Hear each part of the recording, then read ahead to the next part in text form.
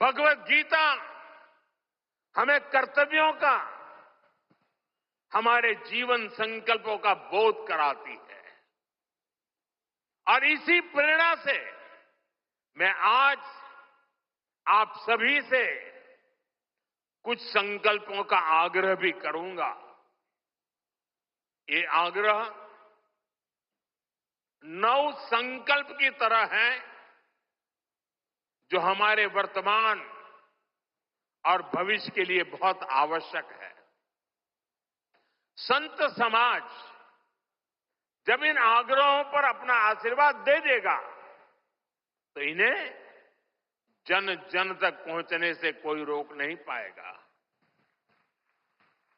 साथियों, हमारा पहला संकल्प होना चाहिए कि हमें जल संरक्षण करना है, पानी बचाना है, नदियों को बचाना है।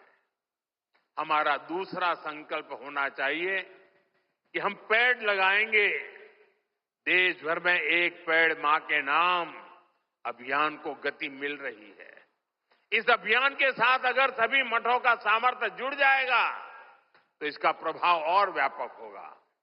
तीसरा संकल्प कि हम देश के कम से कम एक गरीब का जीवन सुधारने का प्रयास करें। मैं ज्यादा नहीं कह रहा हूं। चौथा संकल्प स्वदेशी का विचार होना चाहिए। एक जिम्मेदार नागरिक के रूप में हम सब स्वदेशी को अपनाएं। आज भारत आत्मनिर्भर भारत और स्वदेशी के मंत्र पर आगे बढ़ रहा है। हमारी अर्थव्यवस्था, हमारे उद्योग, हमारी टेक्नोलॉजी सब अपने पैरों पर मजबूती से खड़े हो रहे हैं। इसलिए हमें जोर शोर से कहना है, vocal for local, vocal for vocal, vocal. पांचवें संकल्प के रूप में हमें नेचुरल फार्मिंग को बढ़ावा देना है।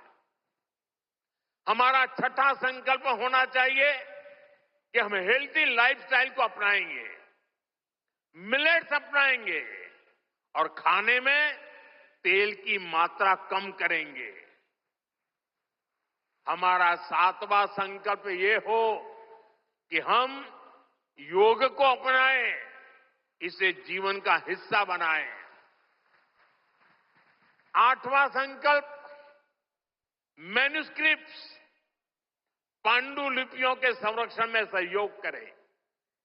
हमारे देश का बहुत सा पुरातन ज्ञान पांडुलिपियों में छिपा हुआ है।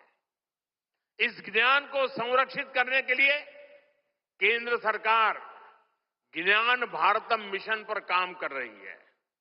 आपका सहयोग इस अमूल्य धरोहर को बचाने में मदद करेगा।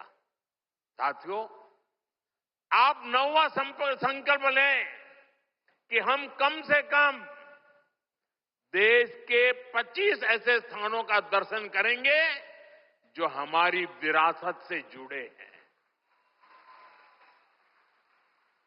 जैसे मैं आपको कुछ सुझाव देता हूं, 3-4 दिन पहले कुरुक्षेत्र में महाभारत अनुभव केंद्र की शुरुआत हुई है।